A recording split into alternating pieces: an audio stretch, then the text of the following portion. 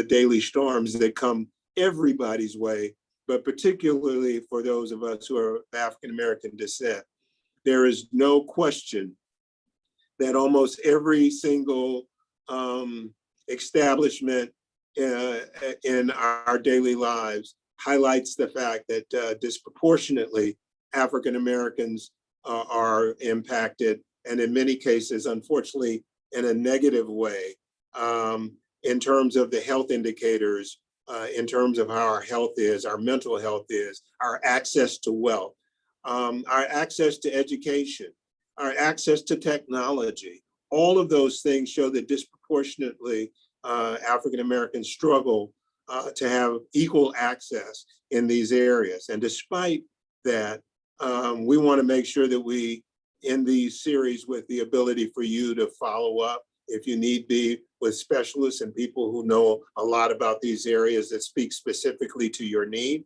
And with that, I want to go ahead and kick it off so that we can get to the information for tonight. And to set the context for tonight will be Shahidah Lacy, who will introduce our panelists, introduce the theme for tonight. And as we come to a conclusion for tonight, we'll give you an overview of the other series to come. Again, thank you so much, Shahidah, for the work that you've done to put this together. And you take it over from here. Hello, everyone. So tonight we're going to talk to people who are single or living alone or don't necessarily have family that are living with them at this moment. So tonight's panelists are three dynamic women. To start, we'll have Lorna introduce herself. Can you please introduce yourself, Miss Lorna? She's muted. How do you unmute? Can you unmute her? You're muted, Miss Lorna. Folks, I can't tell you how often I've been doing these Zoom meetings and I still can't get that mute button on. Oh, but anyway, my name is Lorna Jones. Thanks to Shahidah and Supervisor Carson for inviting me to participate in this critically important series. I am the executive director of Bonita House. Bonita House is a social rehabilitation agency who specializes in providing services to individuals who are challenged by mental health and substance abuse issues. Bonita's been doing this for 50 years, and we're located on Telegraph Avenue in Oakland. Okay, next we'll have Babalwa. Hi, thank you. My name is Babalwa Kwanele, and I'm with Family, Youth, and Children's Services of Berkeley Mental Health, clinical supervisor there. And so we've also been doing the work in Berkeley for a long time. So we service students and children who live in the city of Berkeley or attend Berkeley schools. Thank you for having me. And finally, we'll have Dr. Delane. Hello, good evening. My name is Dr. Delane Casiano. I'm a board certified adult psychiatrist. I'm actually joining you from Philadelphia, so it's a different time here. It's the evening, but I'm so happy to join you. And technology brings us together, even with our different time zones. So I'm so thankful to be here. I am an outpatient psychiatrist, seeing primarily adults. And I'm also a founding member and president of Global Health Psychiatry, which is an organization founded by 10 African-American psychiatrists who are dedicated to the empowerment of communities through mental health, education, and community action. So I'm really excited to be here for this conversation. Perfect. So I guess we'll start the conversation. So for many in the African-American community, we know that mental health and addressing mental illness has a lot of stigma. So first, we wanted to talk about what is mental health, and then also can we discuss why mental health is important to your overall health. We can start the conversation with you, Dr. Delane. And so often when I think of mental health, I think of a number of definitions, but essentially it refers to one's ability to recognize their own abilities, cope with stress, and function productively in the community. So essentially what that means is, how we think, feel, and act or behave. So in terms of mental health or mental illness, if there's any changes in our thoughts, feelings, or behaviors, we would consider that under the umbrella of mental health. And for the example I always give, emotions, the way that we feel, we think of depression. If we have a problem with our thoughts, we may have a lot of anxious thoughts or worrying thoughts. Behavior, that can fall in a lot of categories, particularly when we think about children, but changes in our behavior, if we can't sit still because we're nervous, or we're moving too slow because we're depressed. Again, all of that can fall under mental health. And one of the key points is, how does that interfere with your daily life? So if you have any changes in those, it's actually quite natural. Our feelings occur on a spectrum, but if it's starting to interfere with our ability to function at work or at home, then we start to think of that as something that we can address. Perfect. How about you, Lorna? I agree with Dr. Casiano. Basically, and I really try to stay away from the negativity of the term mental illness, because the major challenge with our folks getting help is, I think, the stigma that's associated with seeking help in mental illness, whereas mental health, that's the goal, is health. So mental illness, according to the dictionary, is a medical condition. And if you present it in that way, in terms of a medical condition, folks are, I think, a little bit more open and receptive to it, as opposed to the immediate reaction of, I'm not crazy. It has nothing to do with crazy. It has everything to do with the stress and the amount of stress that our race has had to endure for a gazillion years and continues to actively endure in today's society. So mental health is the term that we should all try to attempt to embrace, because that's what we're working towards, a healthy mental state. That's what we're working towards, is a healthy mental state. Okay. Last but not least. Thank you. I agree with both of what Ms. Lorna and Dr. Casiano both said in the definition of mental health. And the other part that I'd add to that is mental wellness, and really seeing our heads being attached to the rest of our body. In fact, our head is really the command center for the rest of our body. And if our command center is doing really well, then so is the rest of our body.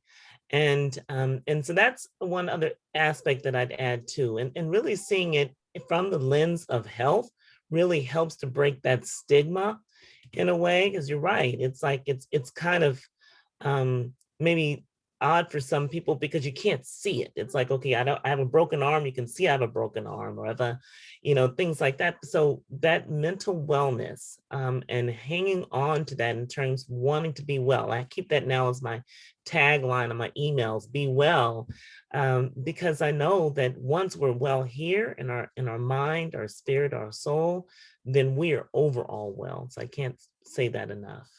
I often say, when the whole notion of mental health and the fact that the format and structure of systemic racism has really kept the mental health away from the physical health, and so now in the last 20, 25 years, the system is now trying to integrate both.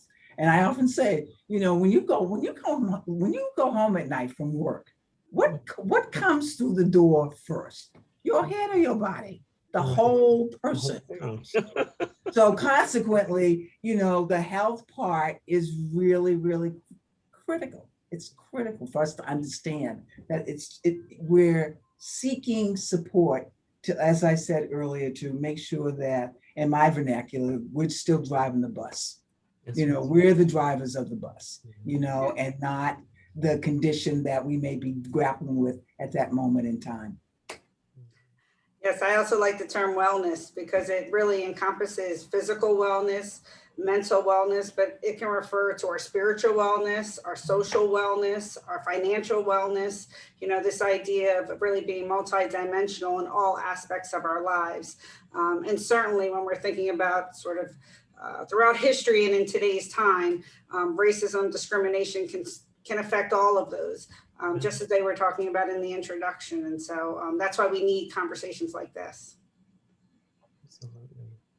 Okay, so in the recent year, we have experienced an entire pandemic. We've seen the huge influx or the continued videoing of police brutality. We've experienced trauma in a lot of ways. What are some of the ways you would recommend people dealing with all of the things that we're seeing on TV, we're experiencing through the pandemic? What are some ways that we, especially living alone, that we can deal with a lot of these stressors that we have in our lives to be mentally well? Sure, I'm Anyone happy can jump in. Sure. Go ahead. Number one, I say, is always self-care. First and foremost, it's okay to not be okay, and it's okay to take care of yourself. That goes for anyone and all of us. But it's also important to have support and to reach out to those who are like-minded, who support us, family and friends. But that might also include our spiritual community. It can include reaching out in terms of getting involved in things that really speak to your overall wellness again. Is the way that I often say is that self-care. It's a mindset. It's not just taking that bubble bath on the weekends, but really thinking, will this really nurture me? Will this feed me? Will this help with my wellness? And so I always say self-care is number one. It's also in conjunction with self-care, it's also important to really seek help. And a lot of times folks don't really pursue the help because they don't know where to begin in terms of looking for it, in terms of the information. If you go to the county's behavioral health care website, it's so chock full of information that you automatically are turned off because you can't find anything. So I would say the best place to start, if you go to a county, go to the county to check out information, is to just get a hold of the phone number and call the phone number and let them do the work for you in terms of going through and finding the support that you think you need. But really, it's not one of the biggest challenges in terms of, and since I've been in the business, which has been a little bit, has been the male side of our culture, very reluctant to seek help because of that whole persona of, they can handle it. Everything they can handle it. That's their role in life, is to be able to handle it. Well, they're human just like we all are, and it's really important to reach out. And you can start at the, if you're on doing a Facebook, those kinds of things, then there are resources there too, but you have to be a little bit careful about what you're reaching out to at the same time as well. So I would start off with the county's behavioral health care website. Bonita House has a website, and I'm sure Berkeley has a website where you can go and hit the telephone number. If the website is too intimidating, hit the telephone number, make a call, get a person, and start talking, and they can walk you through the areas that you may need to have contact with. Does that make sense? Makes a lot of sense. And if I could sort of jump in to say too, in addition to what both of you have said, is, creating those circles of support for ourselves. We have people in our lives that, although one may be living alone, we certainly have the phone or the internet and the old-fashioned writing a letter, and leaving it out for the postal person take the post office for us. So it's and those are really important. And even sometimes another family member might need to be there to help call. And we've had that happen. I've done that for family members, sit with them just to call to get to that point. One other little piece that I kind of want to mention about it, and Shahidah mentioned about the pandemic and being home alone. There's periods of time when the news needs to be turned off. Yep. You know, that running 24 hours a day, especially that was mentioned earlier about trauma. With trauma experiences, the brain can't tell the difference between something that's happening on the television and something that you are in right now, that you're in that moment. So if we're watching it over and over and over and over again, we're getting re-traumatized each time. And it does so much to our bodies because we're responding as if we're in a trauma situation, and overwhelms both our brain and our body. Right. And so there's periods of time when it really needs to take a news diet break and find some things that are really positive for you to do when you're home. In addition to that, Babalwa, the meditation. Yes. Is another tremendous Yeah. Activity that people can engage in. And there are resources available around to provide you that guidance around appropriate meditation. But meditation is, it really does work. It really does work. And I just wanted to add another tip. You know, sometimes I suggest starting with your primary care doctor or your OBGYN. So especially speaking to men's mental health, you know, you may go in for your annual physical or be virtual, and that's a time to speak to your provider. And, you know, with technology, we really are connected. And so there's more opportunities for those. And it's the same for women going to their OBGYN. One, they're a great place to start, but sometimes they have someone that they work with on a regular basis in behavioral health or mental health. And so then you have that connection and that team to really help you with your overall health and wellness, because it does take that village. It takes that community, especially as the other panelists were saying, when we're home alone, we need to find ways to connect. So during this pandemic, it's more important than ever to take care of both your minds and your body in all of this, and stay connected socially and carefully, as they've been saying, because really we're all being re-traumatized. Every time it comes on, I feel my heart race. Right. You know, and I feel that conflict. Do I want to watch it? Do I want to stop? Right. And keeping in mind, again, this ongoing trauma, and that we need to be connected to others to really process this and get through this together. That's right. I'm in the business, and I do not watch the news. What I do is call on my cell phone.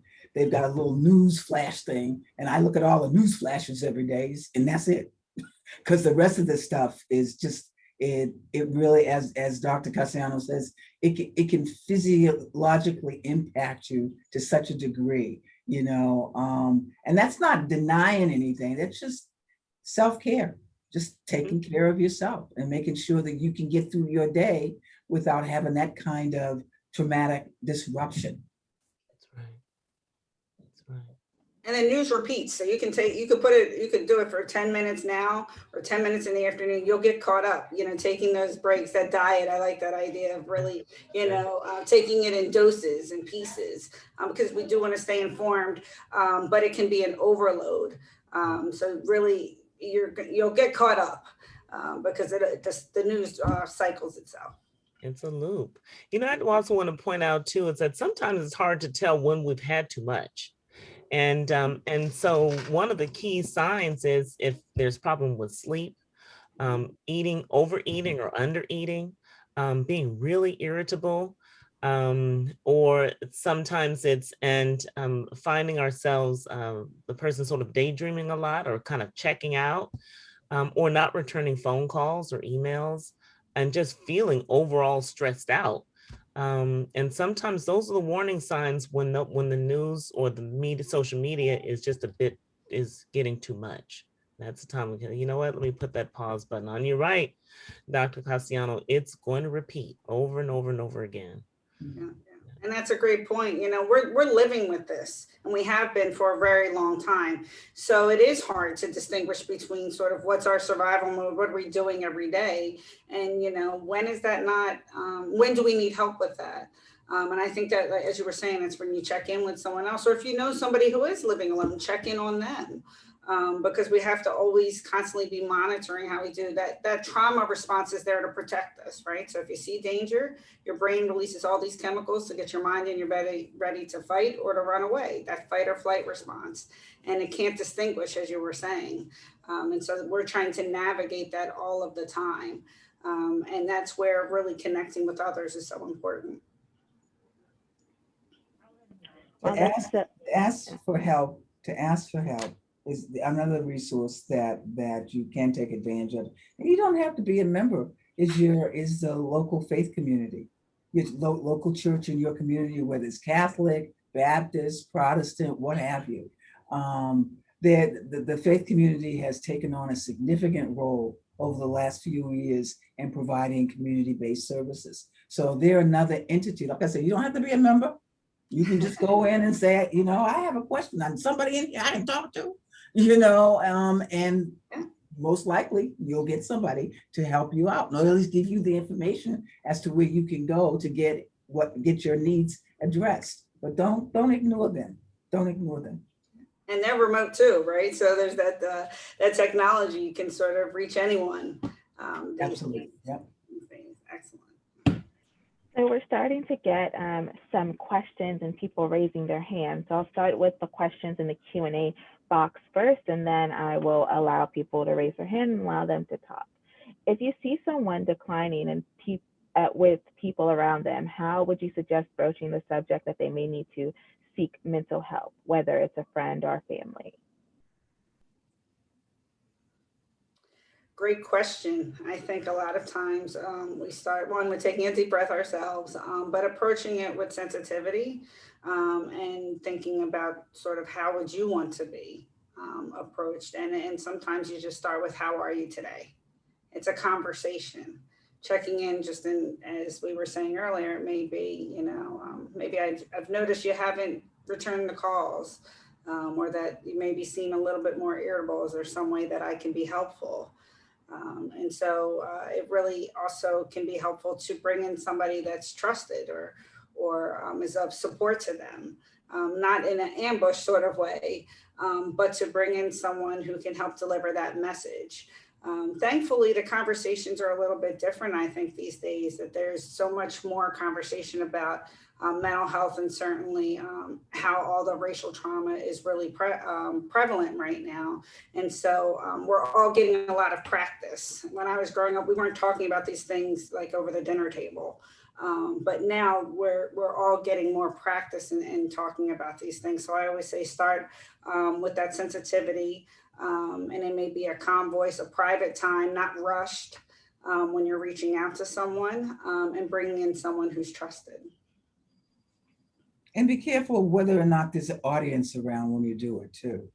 Because if folks are having a challenge, the last thing that they need is to have people staring at them while they're trying to express it. So be careful about the audience. Another potential resource too is for those of you that are on have access to technology, is mental health first aid training is available throughout the United States. And California has over 1,000 mental health first aid trainers. And I know Berkeley has a couple of folks, more than a couple of folks in Berkeley in terms of mental health first aid. So trainings happen periodically. So you would want to, and you can find that out by going to mental health first aid website. And you'll be able to pull in the state, and then they can give you the names of individuals who were trained in first aid, mental health first aid. That I've taken that program both for adults and for kids, and it is really super. It gives you that very question that somebody just asked about, how can you tell or what do you do? This is the kind of information they give you during the course of the training. So, and there's some instances where there's a fee, and then there are other instances where there's no fee. And I know Alameda County Behavioral Health does contract with a provider in the community who does that training at no cost. So that's another tremendous resource that I think that's underutilized.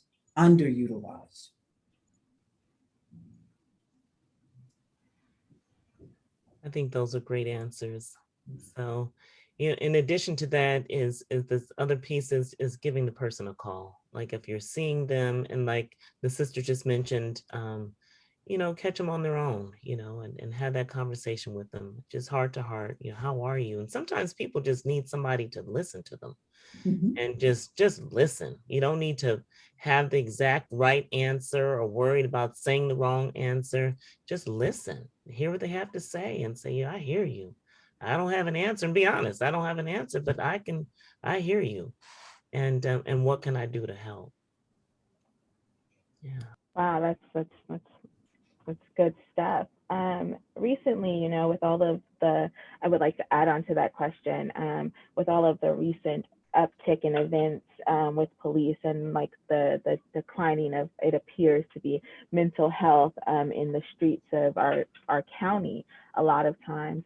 Are there any resources that you would recommend for people to call when like people need real assistance, not just a friend, but like real assistance? They're in serious mental decline. One of the programs that Bonita House runs right now, and we're really, really excited about this opportunity, is our community assessment treatment team, also known as CAT, CATT. And basically you can access that through 911 and ask specifically for a CAT team to be sent to your location. The CAT team consists of a licensed clinician and an EMT. And they would come out and do an assessment of the situation and hopefully provide the resources that are necessary to reduce the amount of stress that the individual and or family is dealing with at any particular point in time. But again, you call 911 and specifically ask for a CAT team. Yeah, that's excellent. I think, sometimes we are fearful to reach out to 911 or the police because we don't know what's going to happen. And, I'm across the country, but we have mobile crisis teams here. We have sort of freestanding crisis centers as well, where you can bring someone in. And so it's a psychiatric emergency room. But I think it is that idea of reaching out to those community resources that are dedicated to mental health. There is a need for more training in our law enforcement. That's an entire another conversation. But that's why we also need to further support the existing services that we have and utilize them and promote them, and being aware of what they are. We also have another resource in the community called the Family Education Resource Center. That's another entity that, AKA FERC, but that's another resource that you can call if you need help. They provide wonderful support, and they run a monthly African American family support group. That's another resource that you can access to get into a monthly support group where you meet folks that share similar kinds of challenges and have a lot of answers to how to handle certain kinds of situations. And again, that's FERC. Shahidah, I prepared a PowerPoint that lists a lot of resources. So what I'll do is send it to you so folks can access it that way, because there's a lot of local resources that I've identified that would be helpful to the audience. I think, and that's wonderful. And I think in addition to resources, is that before a crisis is having people to be familiar with what some of the resources are. I do want to mention that I believe it's called Answering the Bell. It's about African American suicide. And the alarm, I think, is what it was, responding to the alarm. And so there are some studies that are there that SAMHSA has also funded that people can look up online, and they have these mini webinars on YouTube that really talk about the suicide rates increasing in the African American community and the fact that we don't talk about it. And so that can help allay some of the fears, is just to read about some of these things or watch some of those videos that are there by Samson. Shahidah, I can send those to you as well, to the audience. I also think that's really important to have that and sort of read it over before a crisis happens so that people know what's out there. But it is an increase, that's uptick that's happening, particularly among African-American men as well in our community. And we have to address it. It's happening, and they're young people. So, awareness and information armed with that can really bring about some change and save some lives. That is great. Why do you think in our society, in Black communities, we don't really address suicide or talk about completed suicide or the uptick in it currently happening? Well, what first comes to mind, we've touched on it a little bit. I think it's very layered, but in one area, there's this need to be strong due to a legacy of just mistreatment and discrimination, racism, that many Black men and women really have this need to be strong. And that's a strength, and that's something we want to protect, but it doesn't always leave room for times that we don't feel well. And so when we have these thoughts of feeling overwhelmed, sometimes we really hesitate to let anyone else know about it. And also, I think there's sort of different ways that people think about not caring for themselves. So there may be sort of these slow, passive sort of attempts. I'm not going to really take care of myself, my health, if it just happens to me. So there can be these what we call active suicidal thoughts of, thoughts of harming myself. But there's these other ways in which it's what we consider passive. If something happens to me, it's okay. So I think it's hard sometimes for people to articulate those, and it's hard for people to ask about those because it's scary to some people for themselves. And some people are afraid, well, if I ask, will I be putting it, in their mind? And that's the first part of our training as psychiatrists, is that just by asking, it doesn't then put it in someone's mind, give them the idea to harm themselves. In fact, most people are relieved if you ask them questions about this. And then also I wanted to sort of add that from many spiritual standpoints, it's not acceptable to really talk about having these feelings or these thoughts.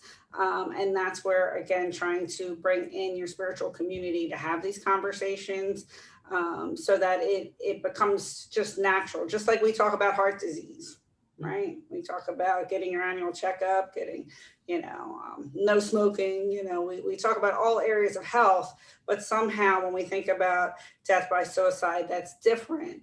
And I think it looks different in different populations too. So there's been that term for a long time, suicide by cop, right? And particularly this is young Black males who may enter into a dangerous situation with police in order to be shot and killed. And those are not recorded necessarily as suicides, right? These could be recorded as other things. And so I think that, and this is what I meant by it's very layered for why it's so hard to talk about, but the hopelessness is really increasing and the stress is increasing. And unfortunately, the rates are increasing as well. But it also goes along with that whole notion of stigma and how we if we don't talk about it, it doesn't happen, which is not the case at all. And the shame is potential shame associated with the stigma when you're talking about suicide, or the potential for somebody to do self-harm. And again, I just implore folks, just that stigma label is just that.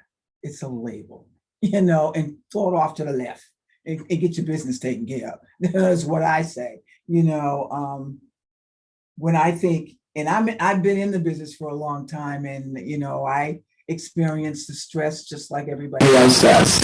And I usually reach for the thoughts around my ancestors and what they went through to allow me to be in this position to be able to help somebody else. And just thinking about that, what they've gone through is provides me the strength to be able to deal with the systemic racism that we have to contend with in this industry, and so just focus on the ancestors, people. We're gonna have Sheila James ask her question. She's had her hand up for a while. Sheila? She'll have to unmute her. You should unmute her. Yeah, I'm trying to do that. Okay, Sheila, if you get back on or if you unmute that, then you can ask your question. Okay, so I guess she is stepped away. Tonight we wanted to focus on adults who are living alone. We know that support teams are essential to good mental wellness. How do you suggest that we reconnect with the state opening back up, with the world opening back up after being basically isolated for the last year and a half? What are some ways that we cope with anxieties and reconnect with people that we may have disconnected from over the course of the last year and a half? So I've been meeting with patients remotely over this past year, seeing maybe 5 or 10 people in person over the entire year. And recently I went into the clinic and saw someone in person, and I felt like it was unusual. And I said to myself, I used to meet with people day in and day out. I would see patients all day. And this is just really strange now. And so the way that I've been trying to conceptualize this is that if we had been sort of hidden away in a cave for a year, it would be really obvious that we would have trouble coming back in. But it's perfectly natural to have sort of this challenge when we've been alone for so long. We've been connected visually and, through telephone or email, that sort of thing. But actually being in the room with someone is going to take adjusting to and adapting. So sometimes I suggest taking it slow, recognizing that when you go into a store now, it may feel different than it did before. There's something called exposure therapy when somebody has different types of anxieties, where you slowly sort of expose yourself to these new situations, and being aware of how your response is to those. The challenge is if we continue to avoid, that anxiety is only going to go up. And so we have to sort of take it one step at a time, one step at a time when we go in to these new situations. But it's natural that it's going to take us some time to adapt. And of course, safety first. So, wearing your mask, washing your hands, maintaining your distance. If you see a situation that doesn't feel safe to you, like a group of people where they're not wearing masks, then that's then it's okay to not participate in that sort of event, even if there's sort of pressure to do it. Each person has to really think about safety first and do it carefully. I agree with Dr. Casiano to take it slow in small steps. We have Bonita House actually runs 2 wellness centers, one in Berkeley and one at Eastmont Mall, and we've been closed down for a while. We are opening up next Tuesday, so you can take advantage there and start off there. Staff is terrific, and we're there to provide the support that you need. But take it slow and really maintain those safety issues: your mask, your hands, social distancing, and for indefinite amount of time. Because nobody has any exact answers as to when this thing is going to quote unquote end, so just make sure your safety gear is right in place where it needs to be. But, you're welcome at Casa Ubuntu's Wellness Center in Eastmont Mall. and Berkeley Wellness Center on University Avenue. I can certainly say that Casa Mbuntu is beautiful. Taking folks over there.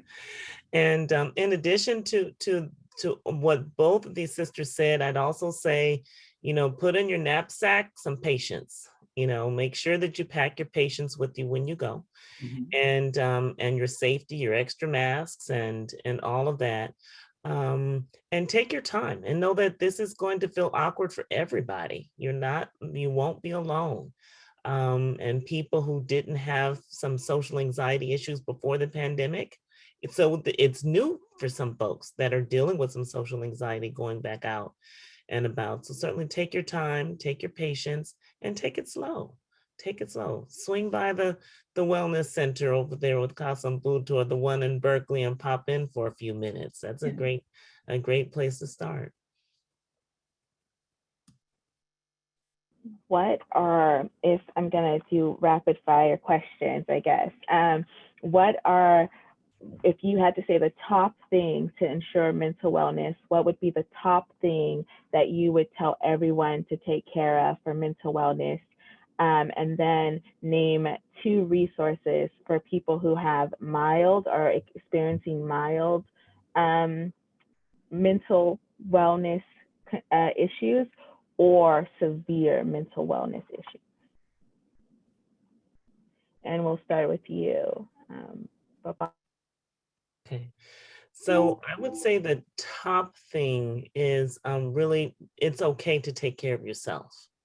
And so sometimes for African American people, we don't, and mothers and especially if you're living alone, like, well, it's just me here alone. Take care of yourself. Have some self days for yourself. Pamper yourself. And practice the deep breathing. And I also think that those who are faith-based, there's prayer, and remembering to put prayer and God first.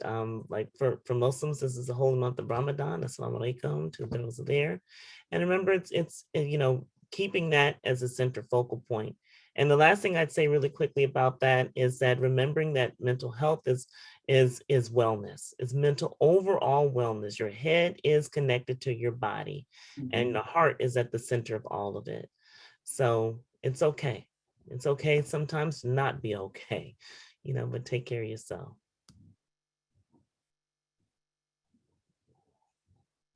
I agree with Babalwa exactly. Just self-care is critical. It's critical because if we don't take care of ourselves, there is no way that we can take care of anybody else. And for whether it's mild, whether you have mild mental health challenges or moderate or seriously mentally ill, it still starts with taking care of yourself first. And there are, for those of you that are viewing in the Oakland area, there are resources that are definitely available. And again, the Alameda County Behavioral Health Care site is a good site to start in terms of looking up those resources. And Bonita House has a website that has particular resources located for your convenience as well. So I hope that answers your question, Shahidah.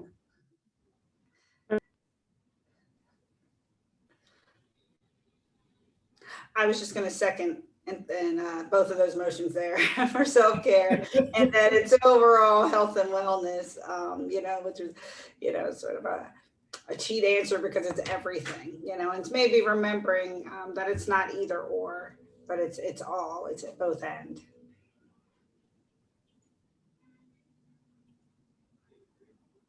And so for people who live alone, are living alone during the current pandemic, what are some tips we can give them outside of self-care and visiting the websites to make sure that they remember to stay connected and to seek help?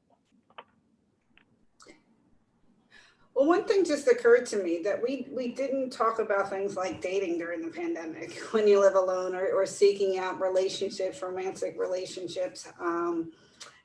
when you're living alone. And I just wanted to sort of make a note of that, a number of women and men that I work with have noted the challenges in that and staying connected or looking for a partner during this time. It brings a whole new level of like online dating or something, you know, along those lines. And how do you then try to bridge that into meeting someone in person? And so I just wanted to acknowledge, one, the challenges in trying to maintain those type of relationships. And of course, always first, safety first. But asking those questions, sometimes, you know, it is asking, have you received your vaccine? You know, asking ahead of time before you meet someone so there's not some surprises there. You know, do you believe in wearing a mask? If you're going to a restaurant, calling ahead and finding out what their outdoor dining is. But I just want to sort of acknowledge that that's another area that is going to feel different, has felt different during the pandemic. And as we're re-engaging, we're going to be navigating that again in a new way. And all of this is unprecedented, right? This is new to all of us. And so sometimes asking those questions ahead of time.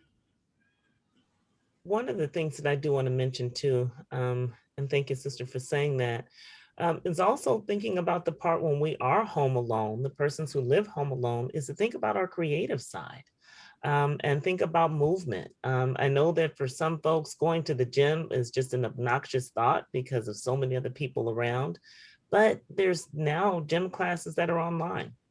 And that's a chance to really look at getting some movement in and trying something new, trying new recipes, trying new art, trying painting, things that you had not tried before, giving it a try now during the time that, although, you know, there's some restrictions are being lifted, but let's not be mistaken, we're still in the middle of a pandemic. You know, we're not out of this yet. So there's still some times that we're going to be home alone for those who live alone, but trying something creative and new, music, art, and taking advantage if we have those technologies, using those. And if not, you know, ordering some of the kits or going out to the store and getting those art kits or whatever it is that you can do to use movement yourself, and music. You know, going back to that, if you have an old fashioned record player, pulling those things out and having some fun with it, or finally organizing those photo albums that have been sitting over there for years waiting to get the photos in them, and then taking some time to look and being creative. The other option is rescue pets, you know, and securing yourself a rescue pet, and that will definitely get you into exercising.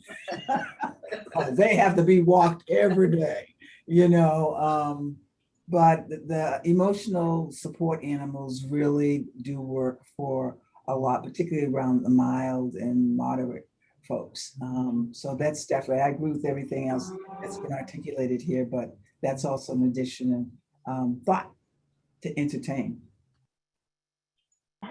I know that substance use has been on an all-time high during the pandemic. I know the sales of alcohol and marijuana have skyrocketed during the pandemic. What are some ways that we could see people seeking assistance for those things?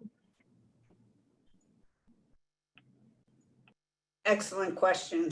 And it's hard, you know, we're home with all of those things, you know, with alcohol in the home or other substances in the home. But I'm so glad that you raised that point, because the rates are rising. And for some people, if they had an existing problem with substances, it's worsening. And then there are those where it's sort of started during the pandemic. It may have started with using something in the evening to calm ourselves. So a lot of time people turn to substances as a way to sort of calm themselves if they're anxious, or lift their spirits if they're depressed.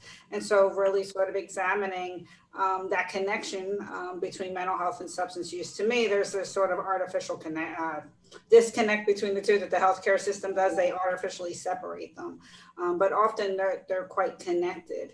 And so in the same way of sort of asking for help for mental health, it's important to also get that sort of support with substance use. And it's challenging because when we're home alone, we can turn to those more easily than when we were going out sort of every day. And so that's where, again, checking on others, saying, hey, I've noticed again that you were drinking more when we were, talking on the phone, or that you just mentioned that it was hard for you to go to work because you didn't feel well the next day. So noticing how it's impacting your functioning can be a sign that of using too much of the substances. And again, it's okay to ask for help in this regard as well. In addition to alcohol and drugs, tobacco is another substance that people, it's in some ways it's been so normalized vis-a-vis the media and stuff, but if that is on the increase, somebody really increasing their tobacco use, that's another area that we need to be conscious of, that it can get out of control as well.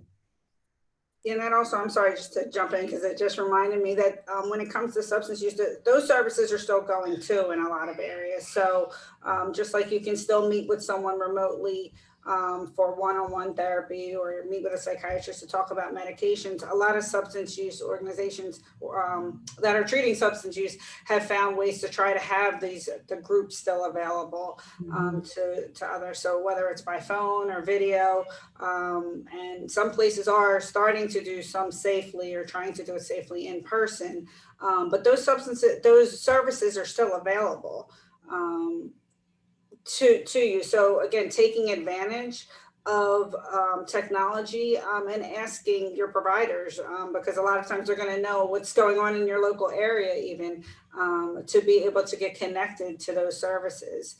So know that those are still going. They're still up and running in the pandemic. Perfect. So we have one final question, and then we'll wrap up for tonight with everyone saying any final thoughts, and then we'll preview what's going to be our panel for next week. This question says, I feel that my time during the pandemic has helped my mental health. I was able to cut off a lot of toxic people and focus on myself. Is it bad that I'm not thrilled to transition back? I have heard this a lot, different clients and people, and no, it's not bad that you don't want to transition back. In fact, it's a time really to take that moment to do some reevaluation of your life and your life goals of what you want, and some planning, and think that through. And before you know it, we're toward the end of the pandemic, but really take that time to where do you want to go? What do you want for your life? You are important to you. And now removing toxic people, and while you're at it, remove any sort of toxics that you're putting in your body and your mind, and you're doing a self-cleanse. This is, and I've heard many people say this, is that it's a time for a reboot, that this is an opportunity. Behind every trial and tribulation, there's a blessing. And there's your blessing right here to take. So no, it's not bad. In fact, that's a good sign that you took the steps to do some house cleaning yourself in your life. And now you're putting yourself important first. Now that's what we're talking about with good self-care. You're taking care of yourself. You're taking care of your mind, your body, your soul. And I commend you for even typing that into the chat. And I would certainly wish you the best. And find and fall in love with that person that you walk around with every single day. You're living alone at home, but are you really alone? Because you're there with you and all the different parts of you. You have time to examine yourself and have that love affair and fall back in love with you. And that is important. So once you do that, those other toxic people that are there, you're going to welcome new people into your life. And you feel very comfortable and safe with who you are and loving you. So thank you for putting that there. Who can top that? I mean, that's it. That's it right there. Self-care and loving you. And whoever asked that question, you need to be applauded for asking that question. That's right. Perfect example of self-care. That's right. Okay, everyone, any final thoughts that you'd like to add for the panelists? I just want to say, folks, I just hope you just take the concept of stigma and throw it off to the left. Don't let that get in the way of you seeking the help that you need to really maximize your wellness. That's right. Keep doing things like this,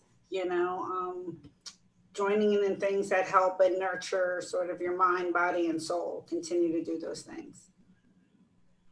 I agree with what both of the sisters said. And for those who embrace prayer, embrace your prayer and take good care of yourself. And love those that are around you. Love them deep and love yourself deeper. So, thank you. Thank you. Thank you. Thank you so much. I want to say a big thank you to all of our panelists for this incredible information that you shared with us today. Let me be the first to acknowledge I'm one of those that said, oh, I don't need any help. I can handle my own business. And other people were going, I'm not too sure of that.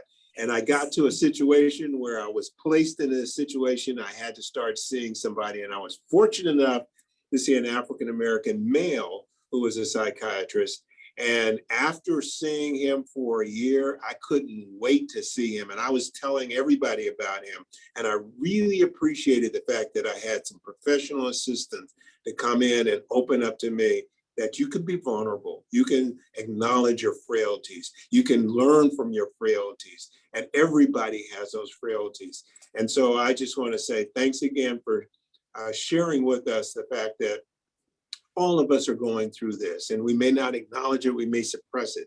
The worst thing to do is to suppress it. And you gave us a number of approaches, being isolated, approach joining up or rejoining up with friends, society, and community, very important factor, because a lot of us don't think about that. Now we're going back into an environment we thought was familiar to us. It is no longer the same as it was when we left it a year ago. And so I hope that you'll share with your friends and loved ones, and even people you don't kind of get along with, that we're doing this series for the next 3 weeks, and let people know, hey, get on this about Black folks, talking to Black folks about the need to make sure that we have mental wellness. We take care of ourselves first, and then we can take care of others after we take care of ourselves. Shahidah, what's on for next week? So next week, we'll be talking to transitional age youth, or youth who are currently experiencing mental wellness struggles and ways that we can support them with a panel of experts. We have Dr. Bankhead from Restorative Justice Oakland Youth. We have Talia Burnett from Health and Human Education Center. We have Rochelle Collins from the Project Eden, and Dr. Kareem Salim from Pathways to Wellness. And I ask that anybody who have heard that the subject matter for next week, which is transitional age youth, that you take it upon yourself to reach out to a young person and say, hey, just for a little bit, you might want to tune in or check in and hear what's being said. And if you have questions, to have some young people to call in also and ask questions. Nobody should be afraid to ask questions. My dad used to tell me the only bad question is if you don't ask it. So hopefully you'll reach out and say, family members, people I know next door, people I work with that may have children, reach out to children's youth related organizations and tell them about next Thursday to tune in for transitional age youth and receiving Black mental health. Keep in mind, they go through stress too. And they may not know necessarily how to express their stress. They may be acting it out at home or at school or with their friends. And this may be the opening of the door for the young people to know, hey, wait a minute, this is a part of life. This is not something that's special to me. I'm sorry, Shahidah, I cut you off. Go ahead and end the show. Well, everyone, thank you Thank you to our wonderful panelists for talking and having a great conversation about mental health and living alone. We see a lot of thank yous in the chat. To all of the participants, at the end of this series, we'll be sending out a mental health guide resources for African Americans, mostly geared towards Alameda County, but I'm pretty sure many of the sites will be national that we've shared. All of our panelists have sent us a resource guides, and we'll compile them all and send them all out to you. And then this recording will be available up on our website at the end of May. So we look forward to you coming back and revisiting the tips. Thank you. Thank you to everybody. Thank you, Shahidah. Thank you. Thank you. Good night, Thank you to the everyone. panelists. Thank you. Bye. Bye-bye.